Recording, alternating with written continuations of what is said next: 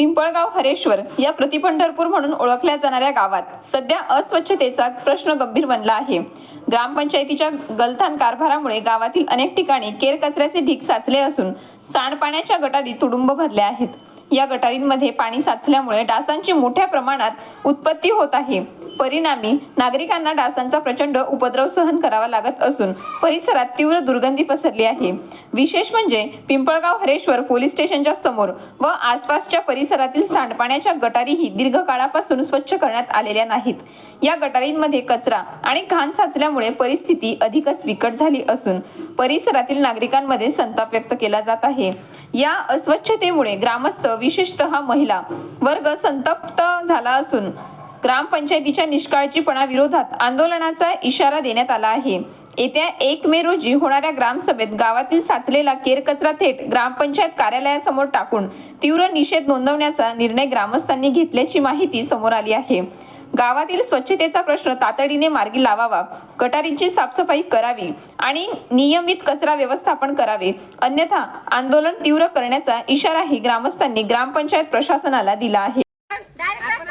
आपल्या थोडी जेल होणार आहे काय करीन ते गावाच्या बाहेर काढीन फक्त काय करणार ते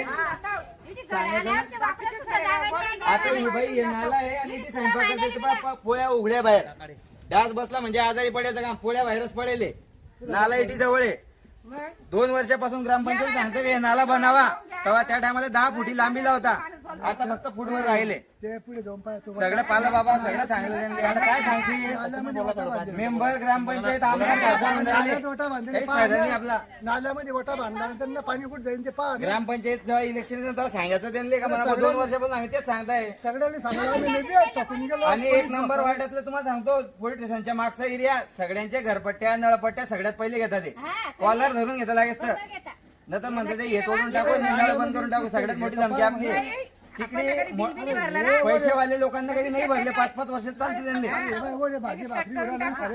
काय फायदा आहे तो या गोष्टीला तुम्ही टाका। आणि शांतीलाल दादाला मला आग्रह आहे का तुम्ही तुमच्या टाइम इटी सगळं बल्ड होतं पडीत होतं त्या टायमाला त्यांना नळ बसवले खंबे आणले आता तुम्ही गेले तेव्हापासून इटी दुर्दशा खराब आहे। मधल्या याच्यात रविभूचे वडील आले तर त्या टायमी बी कोरला येत जात होतं पण जेव्हापासून दुसरी नवीन बावडी आली इटी कोरता बी नाही कोणी आणि सगळं डास जमतं आणि सगळं खराब होतं इकडं।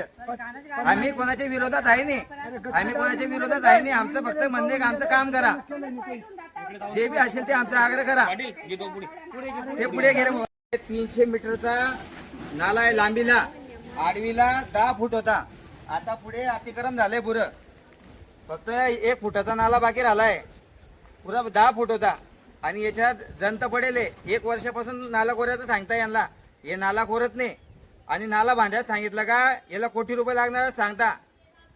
तिघी मेंबर आमचे सलीम मिस्त्री गोरख तात्या आणि एक तडवी मेंबर भाऊसाहेबांना सांगलं का बघतो हे सगळे हे कामं सांगता।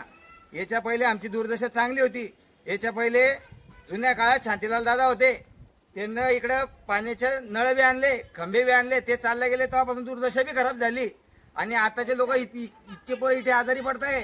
आजच्या बाहेर सगळे समाजाचे लोक इथे जय भीम आहे भोई आहे माळी आहे मुसलमान आहे पाटील आहे माळी आहे सगळे समाजाचे लोक आहे पण हे लोक काही ऐकत नाही।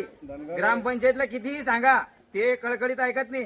माझा आग्रह आहे दीपक मुलमले साहेबांना जैन साहेबांना का तुम्ही हे सगळ्याकडे व्हायरल करा आणि हे कामाची तुम्ही दुर्दशा पुढे लावा। हे सगळं वाईट काम झालंय।